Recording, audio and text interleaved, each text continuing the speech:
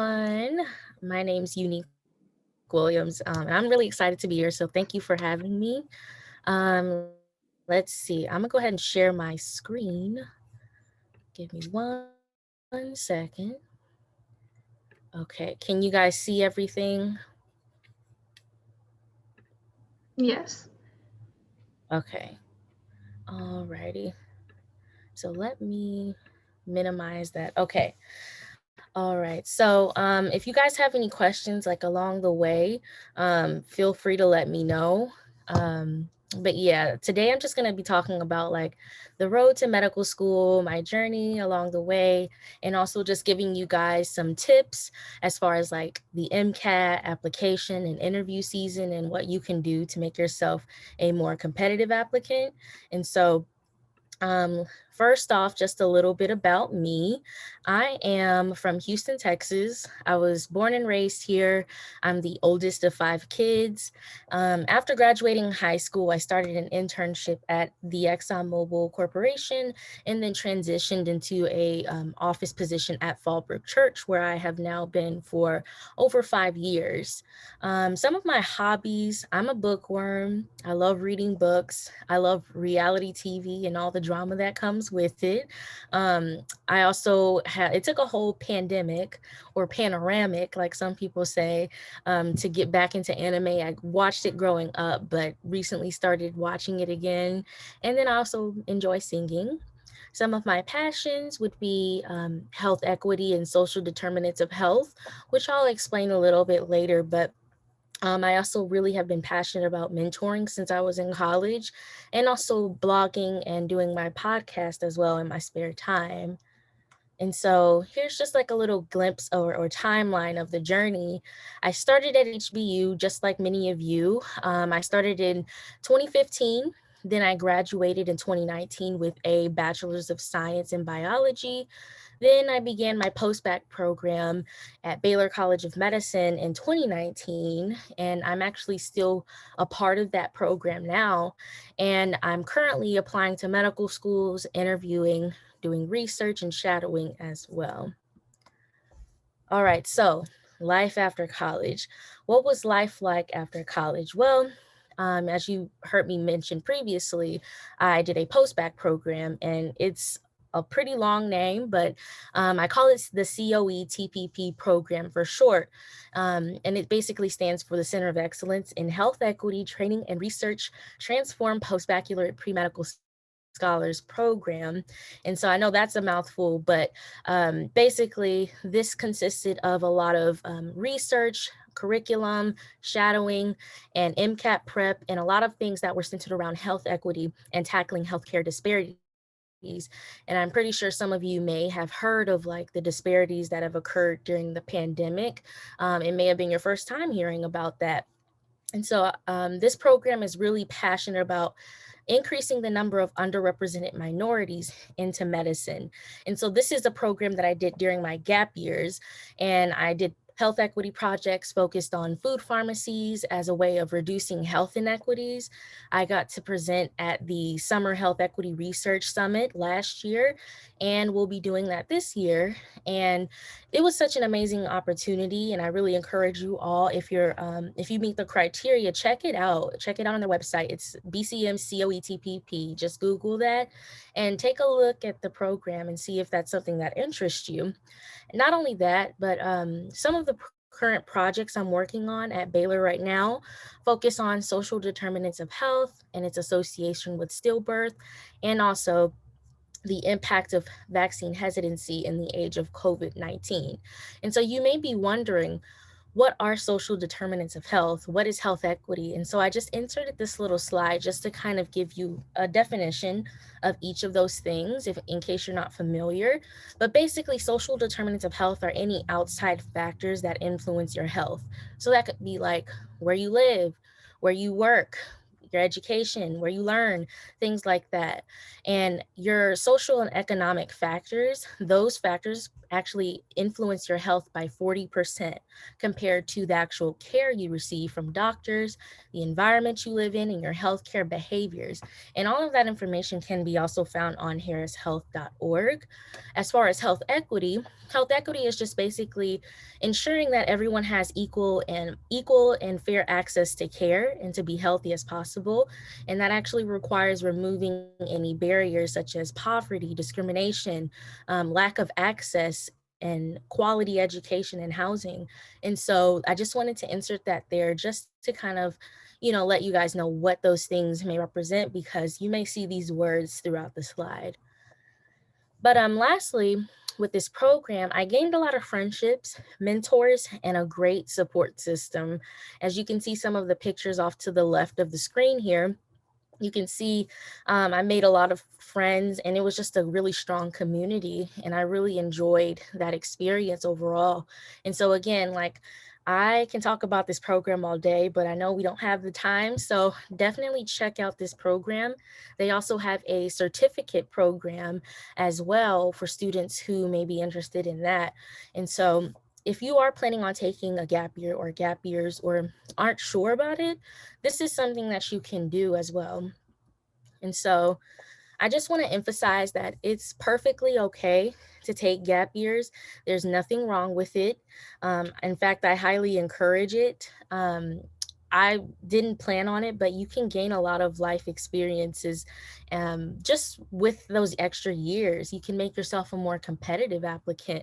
And so I want you guys to know that there's nothing wrong with it, and it doesn't make you any different from anyone else. It, in fact, can add to your a med school application. And so, next slide. Oops. Okay, so some of the things that you can do during your gap year, I made a brief list of the things that you could do to kind of fill in those years, because you may not go all the way into straight to medical school after college. You may actually decide, hey, I want to take some time off to study for the MCAT and then take it after college. And so that's some of the things that you can do. You can fill in those application gaps if you need shadowing hours, if you need to volunteer. Those are some things that you can do. There's summer programs. You can work a full-time job, whether if it's medical related or not. You can become a research assistant, or you could do a post-bac program just like I did. And also just keep in mind that these post-bac programs are actually, they do cost money. Some of them, they require a tuition. However, the one that I did at Baylor was a free program, and they gave us free MCAT prep, research opportunities, which was paid, and also shadowing as well, and so many more other opportunities, and just networking as well. So other things that you can do during that time off out of school, you could do research, or you could even start your own project or organization. The key is to make sure that you're using this time wisely, and that you're not just doing nothing throughout that time. You want to be able to talk about what you did during those gap years. And so let me go to the next slide. Okay. So here's just a slide showing you like some of the things that I decided to do during my time off after school. I'm still in my gap year, my second gap year right now, and currently in the application process. But you may remember hearing me earlier say that I'm really passionate about mentoring people and providing resources. And so I decided to create a student blog that will allow me to give people a glimpse into what a non-traditional path to medicine looks like, and also to provide tips and resources for pre-med students, high school students, anyone who's interested in following that same path. I also decided to start a podcast, and I just wanted to create a space, a safe space for young adults to be able to talk about have transparent conversations about a lot of things, life. It could be relationships, it could be education, careers, personal development. I just wanted to be able to incorporate all of that into a space where people could have those discussions. And so it's something that I'm continuing to do and hope to see grow. And so feel free to check those things out. I'll leave that information at the end of the slide. But the reason why I brought that up is because on your journey, it's important to do the things that you love and enjoy.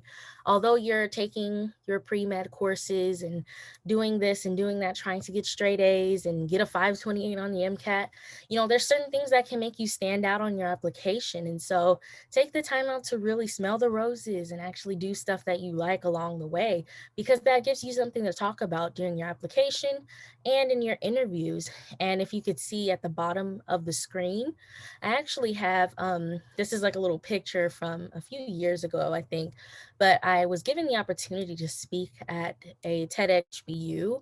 And so this was a really unique experience, and I was able to talk about that in my interviews and on my application. And I based my topic was singing the hidden medicine, and how singing is actually good for your health and your immune system, whether if you are immunocompromised or not. And so it was something that I was able to do and combine two interests, singing and medicine. And it's really a really great talking point during interviews. So not saying that you'll get that chance to, you never know, you might get that chance to give a talk. You might give that chance to get a presentation. And so just keep that in mind. Those things that may not be medically related may be able to make you stand out. And so now it's time to get to the good stuff. All right. So hopefully I'm not going too fast. I feel like I'm going a little fast, but any questions so far? Just let me know. Let me see. Okay, so we've got a question in the chat. So Ruby asked, I've heard it being referred to a bridge rather than a gap because gaps make it seem as there's something lacking. It's the opposite and can help boost you. Yeah, so I've heard the same thing. I've always referred to it as a gap year. However, some people call it a bridge year. Some people call it glide years. There's so many different ways you can refer to gap years. Sometimes it can come off as, saying like, you're not doing much during that time, but you can definitely refer to it as a bridge year or a glide year or gap year. And so hopefully that answers your question. But the key is to just make sure that you're using that time wisely. Like time is the greatest gift, and so you want to make sure that you fill that time with great activities that you can talk about in your interview. And so now, on to the MCAT. Now, I will say this. I will preface this by saying that I am not an MCAT expert. My score is not the highest of the scores. However, I can give you guys some tips and resources that I used along my journey. Um, First off, I want to say that you are more than your GPA and MCAT score.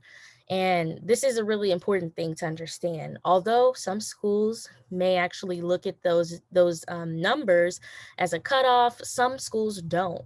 Some schools want to look at you in a more holistic way.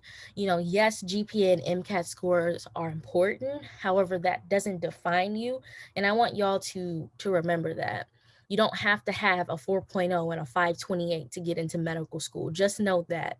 And whether if it's an MD program, a DO program, wherever. Secondly, when it comes to the MCAT, build a community. This was something that I had to learn myself. It's important to have support while studying for the MCAT, while taking the MCAT. And during my post-bac program, I definitely had a lot of support during that time. Connect with other students, join group me's or group chats, and connect with other people, because you never know how many and you never know how they can help you, because there's so many ways other people can help you that you don't know. So don't go into this alone. Another thing is to create a study schedule and timeline that is actually realistic and reasonable. Some people may be working full-time jobs or multiple jobs, like I was, for example. So, coming home after a long day of work, you might be tired and not want to study. So you have to be able to work studying into your schedule, those study blocks. Um, Next is also understand your learning style. There's a program that I was a part of called Trio Student Support Services. Some of you may be familiar with that. It's at HBU. And one of the things that they had us do was understand our learning styles. I'm a visual audio person. I have to hear and see things in order to learn.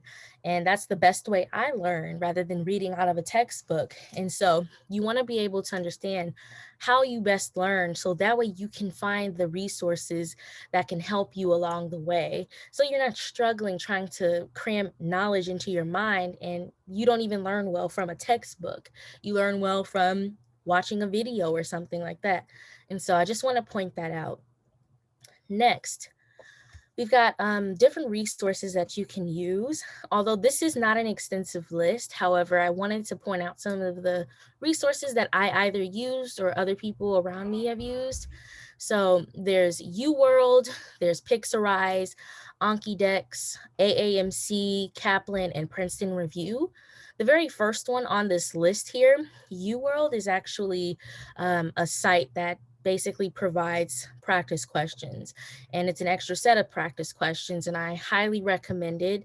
A lot of people love it, and it's helped boost their scores with the MCAT. One other site, excuse me, that I would recommend is Pixarize, pixarize.com. And I actually used this when I was taking the MCAT for the second time. I took it twice and didn't do well the first time, and I didn't meet my goal. And so I studied like a month later, which I don't recommend doing that, but I scheduled my second exam a month later.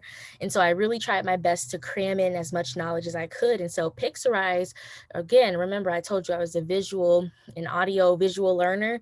And so they had very helpful videos and pictures that would help reinforce the content that you were learning. Not only that, but I recommend using Anki decks. Some people say Anki, but those are basically flashcards. It's like Quizlet, but better. And so people use this in medical school. They use this in undergrad.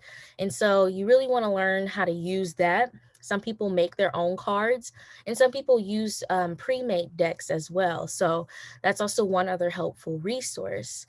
Next is the AAMC. So these are the makers of the MCAT. This is the actual company that makes the MCAT. You may already know, but they actually have their own set of study resources, practice tests, practice questions.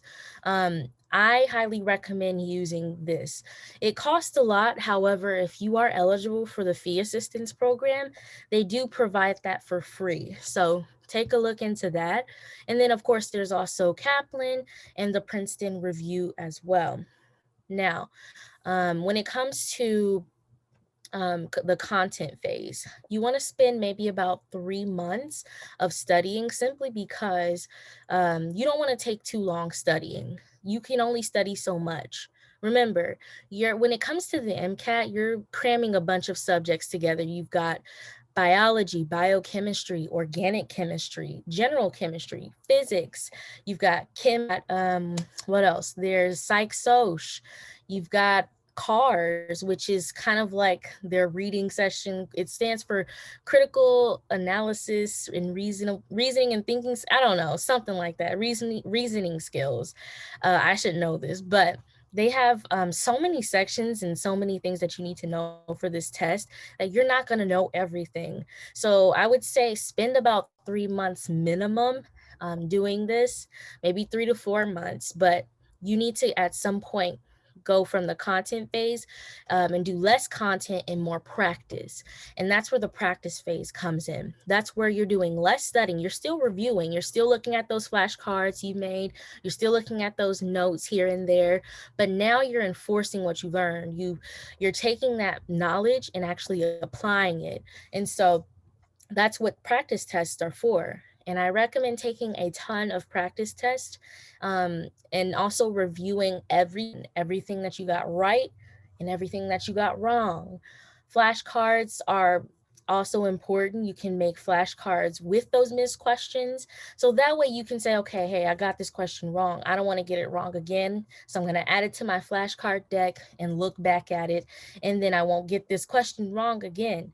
And so those are some things that you need to keep in mind when it comes to studying for the MCAT and preparing. Next is to test when you're ready. A lot of people have different timelines when it comes to studying. And I would say just make sure that you're taking the test when you're ready and you're not rushing. And so, lastly, is to have self compassion along this journey. So, you're going to get disappointed when you see there's nothing more humbling than seeing that first practice test score. And so you want to make sure that you have compassion and understand that this is only the beginning and it gets better. And so lastly, I wanted to mention that during my experience, I actually tested and applied for the MCAT and medical school during the entire pandemic. And so my exams got canceled several times. It was frustrating. I had to wait in a virtual line to re-register for the MCAT.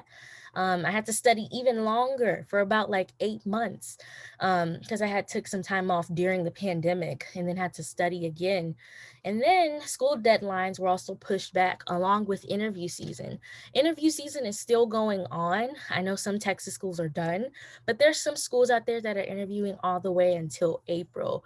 And so the pandemic has really impacted us in a pretty negative way, but we have to adjust to this new situation. And so it looks like we've got a question from Ruby. It says, in a 6 month and 3 month study schedule, how many practice tests do you recommend to take?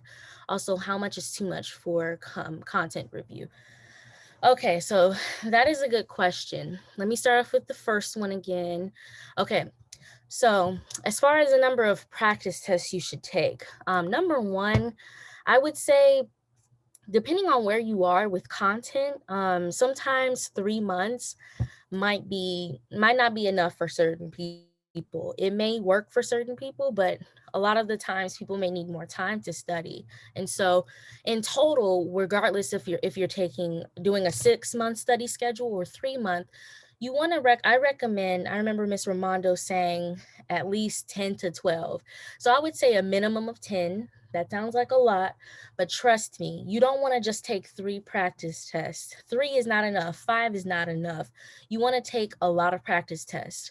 And I know that the AAMC has about 4 practice tests, I think. Correct me if I'm wrong, but they have plenty of practice tests. Kaplan and the Princeton Review and also other tests their own version of the practice test, which may be a little bit more difficult, but it still gives you that experience, and you're able to test yourself. And so I would recommend at least 10 to 12 until you get your goal score. And sometimes you want to do this every week. That's what I did. Once I kind of got out of the content phase, I started doing those practice tests once a week on a Monday. You can schedule a practice test on the day that your actual exam is scheduled, say if it's on a Friday. And so you also want to take your practice test in test like conditions, and just to make sure that you've got the quiet room, you've got your desk, and there's no study materials nearby. So I would just recommend maybe 10 to 12. I know that sounds like a lot, but really you just want to keep going until you get your your goal score. And then the next question was, how much is too much for content review?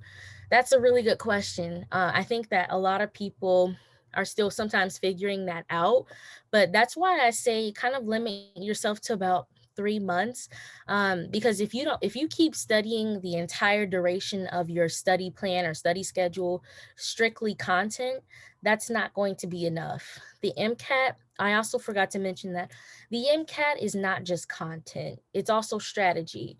You can learn every fact in the book, but if you don't know how to take the test, that's also going to come back and I guess, how am I trying to say it? But that's also going to um and negatively impact you and your experience, simply because you can know all you want, but if you don't know how to take the test, you know you're setting yourself up for failure, which is why you want to take a ton of practice tests. And it's a very difficult test, I'm not gonna lie, it's very difficult, but that's why you continue to practice, continue to seek out those resources, and have a support group as well. And so that's just a little bit about the MCAT. Again, if you guys have questions, just add it to the chat. I'm more than happy to stop and answer those. So now now we're going to talk about application and interview season. And this is kind of where I'm at in my process. And some of you may be getting ready to apply to medical school within like this year, the next few years. But first things first, apply broadly. Some people just apply to 3 schools. That's not enough, unless you are the perfect applicant, which there is no perfect applicant. I would say apply broadly. And what I mean by that is, are you applying to public schools only or private schools?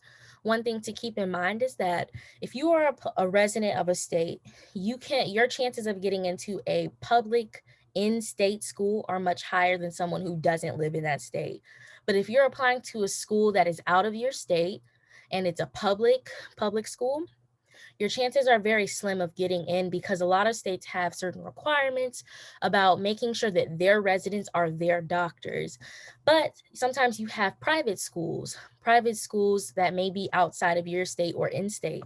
They don't have that. A lot of the times they don't have that requirement. So everyone has a good chance of getting in based off of, just based off of their residency. And so next is to know each school's mission. Now you might be wondering like what is that? What is a mission? This can be found on every school's website, and it's basically telling you what the school is there for, what is their purpose, what do they want to do, and what are the things they want to accomplish. Be sure, and I put it in bold, I underlined it, but you want to take a look at this and make sure that you and your goals align with that. When you're writing your essays, make sure in your application, make sure your goals align with the school. If a school is more research heavy and research focused, are you a good candidate for their school? If a school wants more primary care doctors and students who are interested in practicing in rural communities, which is one of the schools I applied to, do you fit that mission of the school?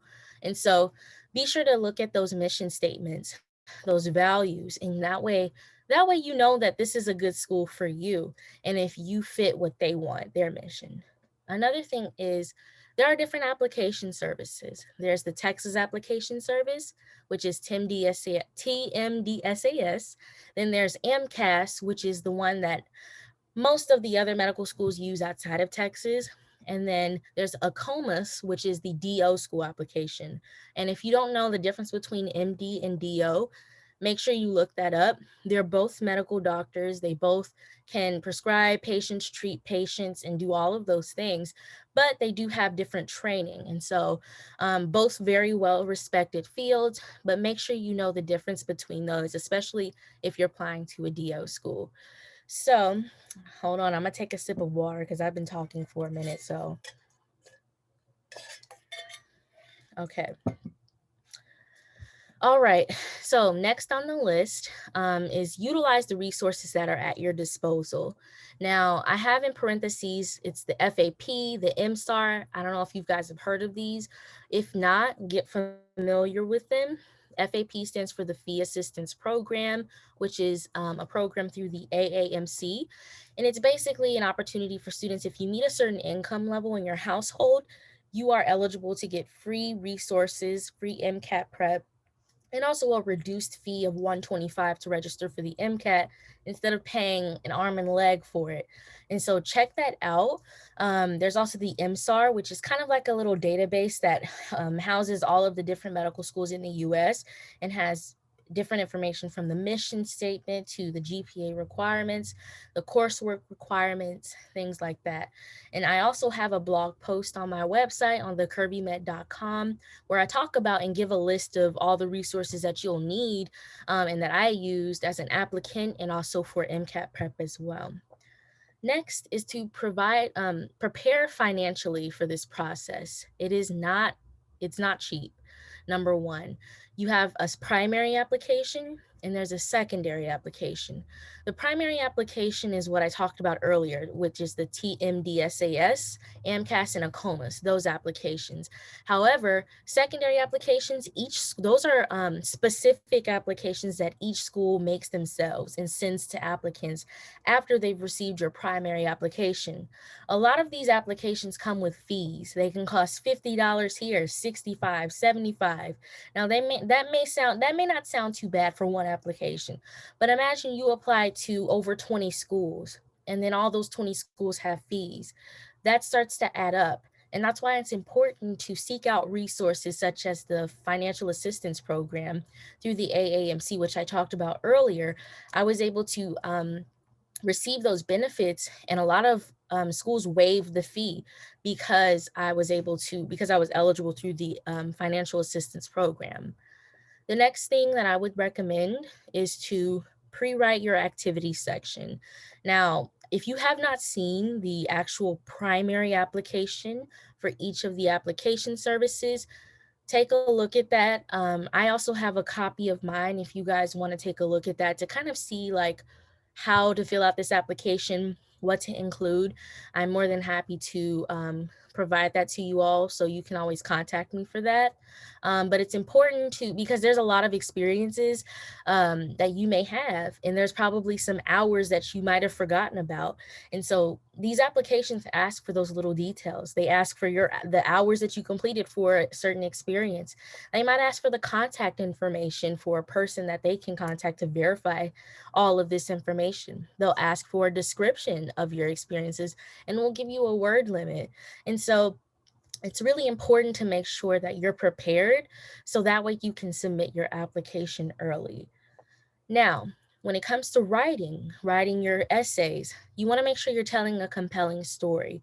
They're seeing a lot of essays and applications. And so if they see something that doesn't appeal to them, they'll throw it out literally, like just like that. And so you want to make sure you're taking your time to write the best essay that you can. Pre-write those essays as well, just like the activity section.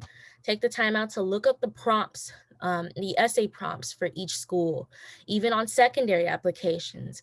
Those secondary application prompts, most of the time they stay the same each year. So you can actually Google those questions that they'll ask in the application and start pre-writing. That's what I did. I started pre-writing my essays, and that was really helpful because um, a lot of the times schools want you to get those secondary applications in by 2 weeks, and it's kind of like an unwritten rule.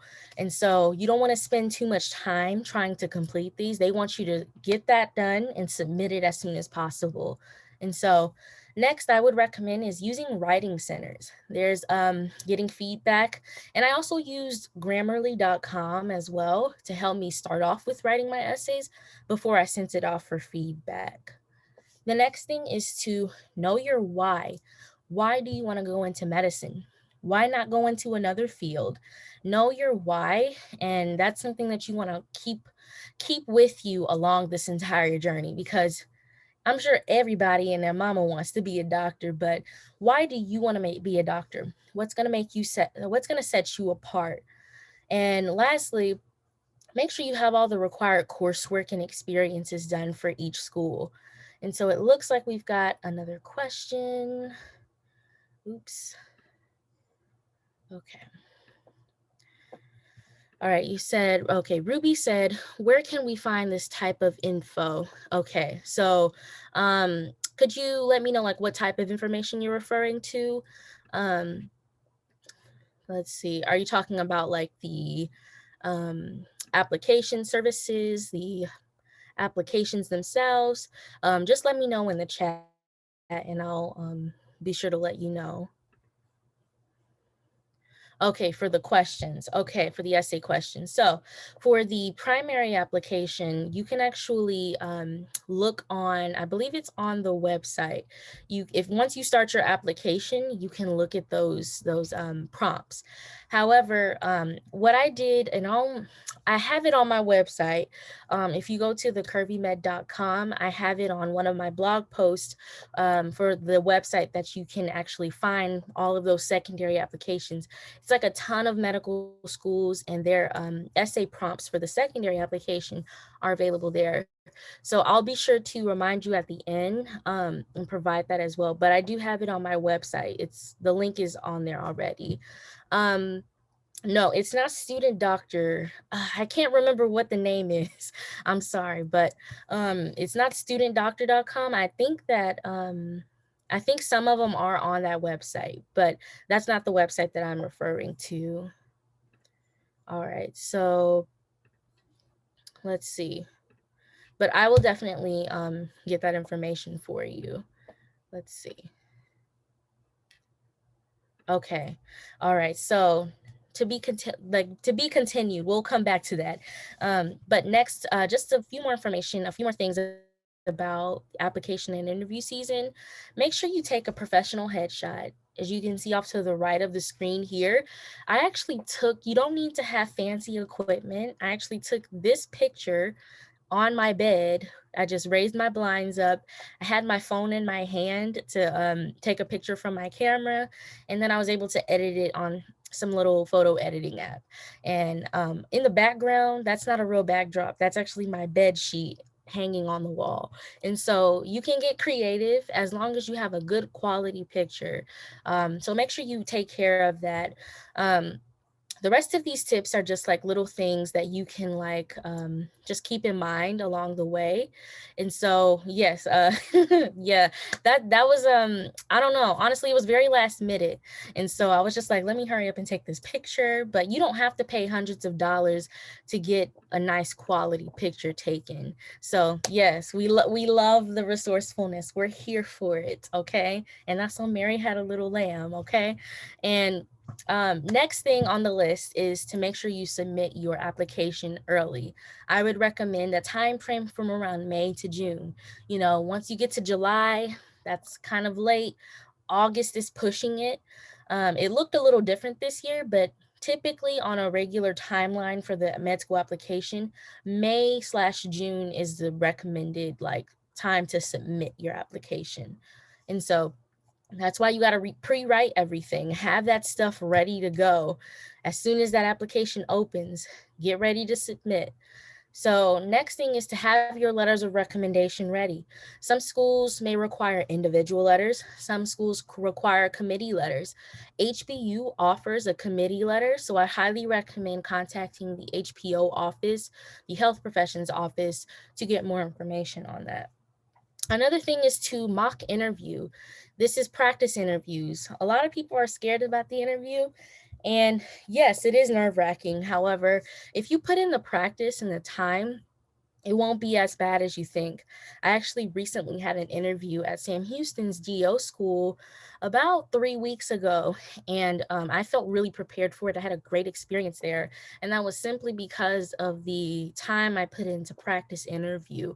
And so, next is the Casper exam. I don't know if you guys have heard of it, but this is also one other requirement that some schools will have, which is basically another test to basically test, like, to make sure you're not a narcissist, number one, but it's kind of like a personality test and to see what you would do in certain situations.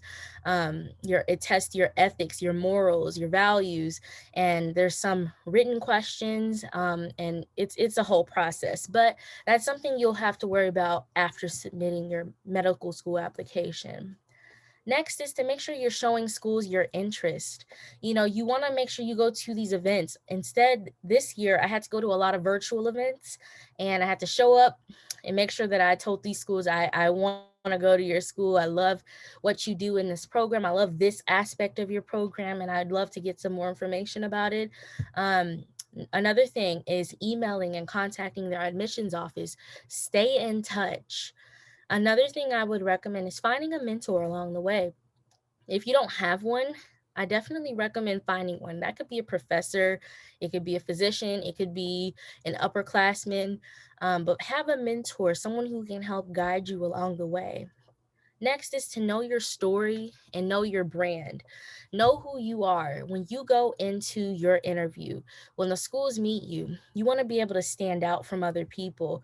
You want to have your own story. What makes you unique? Okay. No pun intended, but what makes you unique? Okay. And so, lastly, I want to say that interviews are not as scary as they seem. Depending on the school, you may get a good vibe from them. And always be yourself and do a lot of practice questions. Do a lot of practice questions. I would recommend doing, I would say, maybe 3 to 4 practice interviews, just depending on how confident you are. You don't want to do too many, because if you do too many, you're going to sound rehearsed in your answers. And so make sure that you do enough to feel confident in your interview. And one thing I would say is, if you don't know anyone that can do a mock interview with you better find someone, because there's no excuses. You need to practice with someone that can give you good feedback. That could be professors, that could be a doctor or a medical student that you know. Some companies have recently put out services to do mock interviews, to review your essays and applications. Now, I personally don't think that people should be charged for these things, but those are also out there if you have like absolutely no other options. But HBU also offers a mock interview. It's actually required before getting a letter of recommendation. So that's one other area you can get practice in. So we're almost at the end, but the question that they wanted me to talk about is, would you change anything? Um, and to be honest with you, I wouldn't change a thing about my journey. My journey is what made me who I am. It's why I'm here today. Um, I didn't mention this earlier, but during college, during undergraduate, from freshman year to like junior year, I went through a series of like 3 major car accidents back to back, and it was very difficult on me and my body, my mind, and I was in a lot of pain every day. Although I went to therapy, I went to the chiropractor, I was in a lot of physical pain and had to work multiple jobs and study for classes and commute back and forth to school and work too. And if it weren't for those experiences happening, although it was unfortunate, those accidents played a huge role in my life and are actually a part of my essay. They're actually written in my personal statement, and something that I was able to talk about in my interviews as well. Not like a sob story, but just showing the resilience from overcoming challenges like that. And so looking back, I wouldn't change a single thing. And if I did question, like, is this the journey for me? Do I really want to be a doctor? Sitting in Dr. Wood's OChem class was very tough, and sitting in physics wasn't that easy, or cell and mole. Those were some pretty hard classes. And I remember talking to Dr. O'Hara about this. She was one of my favorite professors, and she encouraged me. You never know. You don't want to regret not trying, and so that really stuck with me. And since then, I've really been on the path to medicine. I was convinced that I should go the PA route, but I didn't want to regret not trying, and so I definitely just kept going, and now I'm here. Interviewing with medical schools. So I wouldn't change a thing.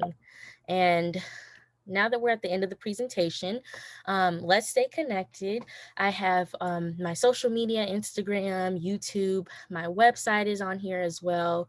The podcast. If you guys have any questions or just want to connect with me, please feel free to DM me. Feel free to email me.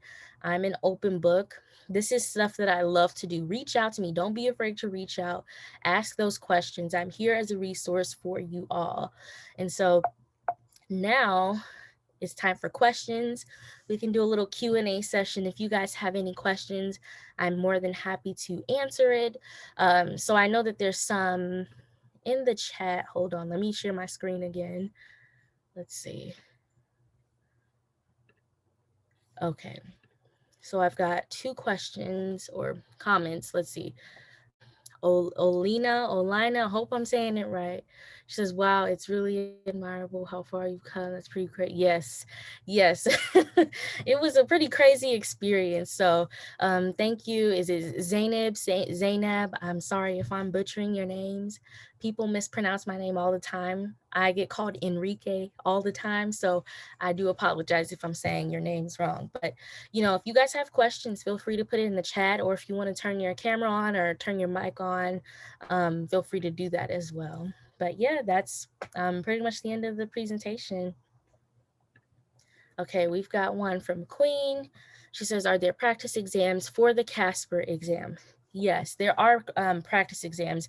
If you go to the Casper exam website, they actually have, I think it's 2 practice exams, but you don't really have to. I will say this, you can practice for this exam, but it's not like the MCAT. It's not like a regular exam where you have to memorize this information to get these questions right. It's really more about how you answer those questions, you know. So definitely take a look at that website. And I think it's on my website actually, but if not, I'll put it up and provide that for you guys. So yes, if there's any more questions, just let me know. I'm here. I'm an open book. I actually have a question. You Sure, go mentioned ahead. you mentioned how for a while you were set on the PA route, but then you kind of I guess switched and made the decision that you wanted to go the physician route. So I was just wondering, what was your personal reason for like making that confirmed decision?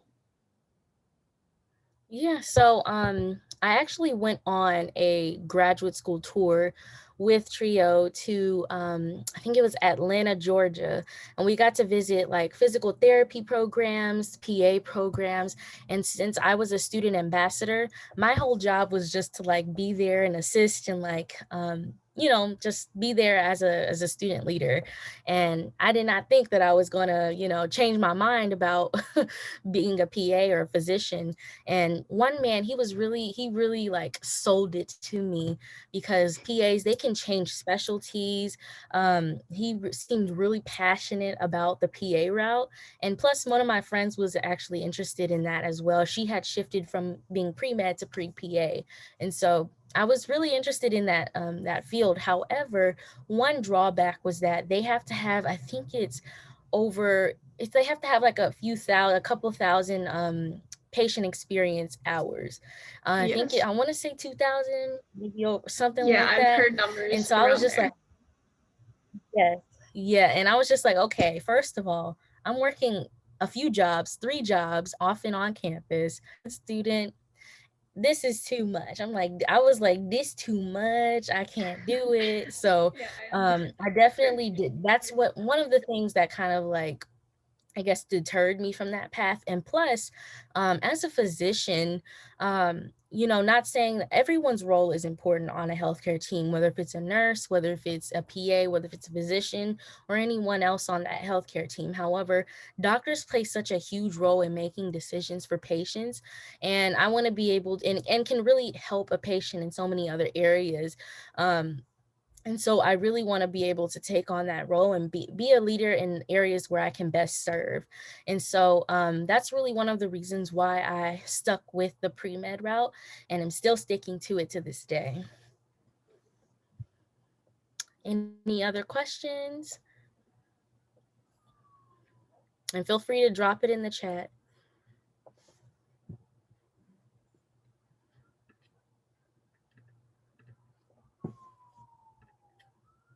And don't be shy either. Oh, also shout out to my cousin Queen. She's in the chat. She's in the group too. So, hey girl, hey. All right. Anyone else? She says hi. Hi. I guess one question from me is, what is your why? Like, what was your, I guess, like, also like filling in those leadership positions as a doctor, but what is there more? What more is there? Sorry. Like what more you can do as like a physician? No, like Is for that what? you, like personally for you, what was your why? Like, I want to do Gotcha. this. Yeah, so I actually, being a doctor was not my very first goal. Don't say that during an interview, but just to be completely transparent, I had other dreams and ambitions. To be honest, you can ask the professors at HBU, they still tease me about it, but I wanted to be a teacher. I wanted to be a WWE wrestler. I wanted to be a WNBA basketball player. So growing up, I had really big dreams of that. But it wasn't until my aunt, she actually suggested, why not be a doctor?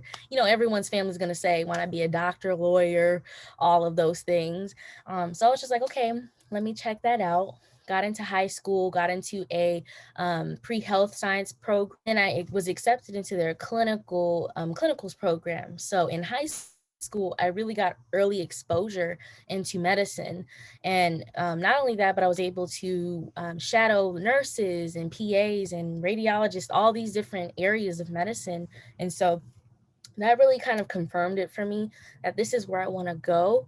Not only that, but one of my more recent experiences being in the post-bac program and at Baylor College of Medicine, I've really gotten to see how social determinants of health can really impact the patient's health. And you hear a lot about, the health disparities that certain people of color face, certain racial and ethnic minority groups face and are more susceptible to. And so I realized that this is a big problem and I really want to help fix it. And so that's actually something that I'm still doing now. The research that I'm doing in this program, one of them I mentioned was within OBGYN. We're currently researching social determinants of health and its impact in association with stillbirth. And so, how do these factors lead to women having stillbirths, and what can we do to fix that? And so there's so much more to, I've learned there's so much more to medicine than just treating a patient and seeing your patient, prescribing them whatever, doing surgery. There's so much more to it. There's so many outside factors that influence people's health, and I think that doctors can do more to step in and provide resources, and not only that, but provide culturally competent, compassionate care for patients. And so I want to be a part of that change and help spearhead that change in medicine. We definitely need more diversity in medicine, especially with underrepresented minorities. And so I definitely want to be a part of that. And that's some of the reasons why I'm really passionate about being a doctor. And I guess that would kind of answer the question what my why is. But definitely know your why. Why do you want to go into medicine? What are you passionate about? And you can say you love science. If that's true to you, say that, but also be able to expand on that, because I love science. I'm sure all of you guys love science in here, but be able to have your own story. And so I guess that's just like the answer to that question for you. Hopefully that answered it. Yeah, thank you so much for sharing that. You're welcome. You're welcome. Okay, we've got another question. Let's see.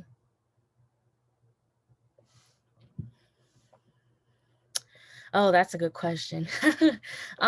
So I've always wanted to be an OBGYN since I was in high school.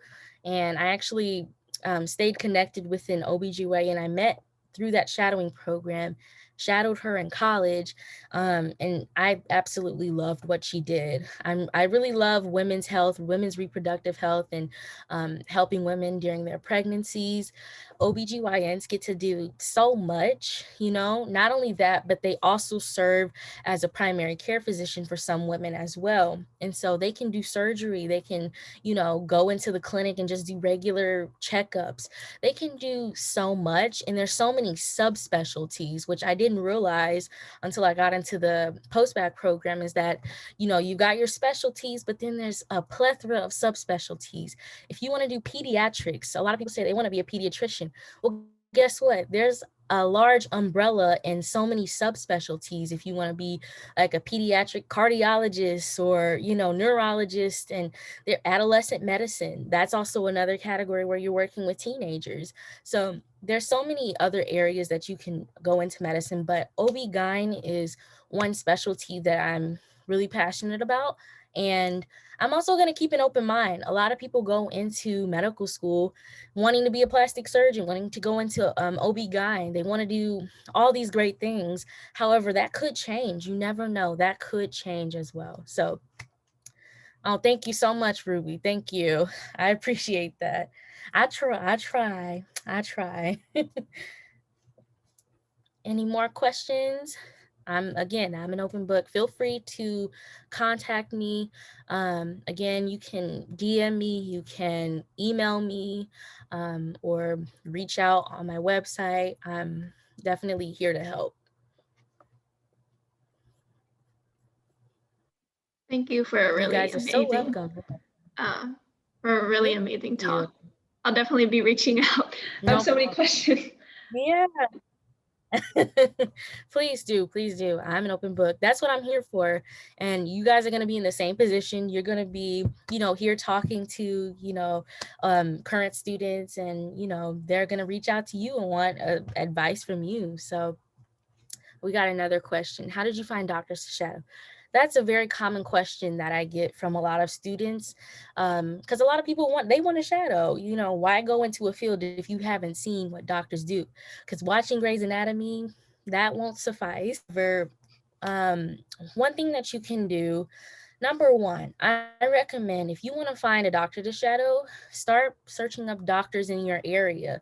And I would suggest start with clinics first, not major hospitals. Start with smaller clinics first, and contact their office manager and ask, be professional. You can either go over the phone or go in person, but be very professional and let them know who you are, what's your current academic status and what you're interested in and hoping to accomplish, and that you're really interested in, say, pediatrics, and you want to shadow Dr. John Doe or something like that, just using a random name. But and you let them know that, the worst thing they can say is no, but it never hurts to try.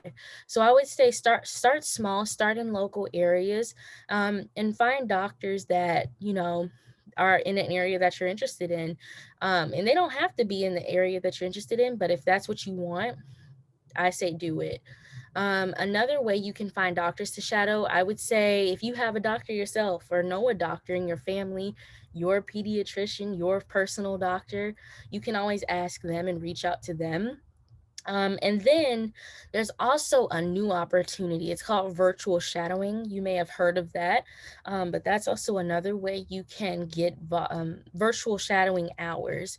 Now, the program that I was in, the post-bac program, they actually provided shadowing, and I'm actually, unfortunately, I don't want to go in person just yet, until I'm fully vaccinated. Until things calm down, but um, that's one other way you can get shadowing, are through certain programs, post-bac programs, just things like that. So hopefully that helps and answers your question. If I think of anything else or any other ways, I'll definitely let you know. No problem. No problem. Is there any chance that you could probably send your PowerPoint to Lena or Oh yeah, me? of course. Yeah, I can make this available to you all. I can send it to you, or send it to whoever, the AED, Olena, so that way you guys can access it and go back through it. I'm more than happy to share that with you all. Thank you. No problem. Okay, I'm gonna write your email down. Hold on. Okay, I gotta find something to write with first. Where is my notebook? Okay, here we go. All right.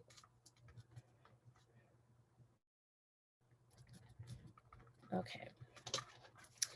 You guys are so welcome. I'm glad to be here, and I'm glad I was helpful in some way. Okay.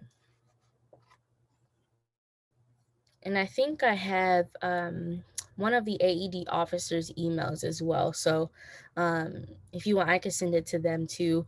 If you want me to send you the presentation, actually, you can just send me an email. Contact me and I'll give you guys the link there. And I'll send it to you if you put your email in the chat too. So Yeah. Any more questions?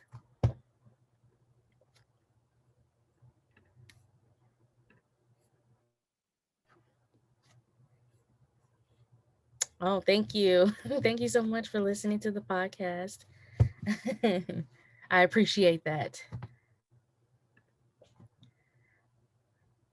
Well, you can go ahead and I'll stop sharing my screen. Okay. All right, then. Thank you so much for taking the time to talk to us. It's not a very big group, but we definitely really value the It's okay. information you share with us. So thank you on a personal No level problem. and for AD. Of course. You're and also I'm happy to be here.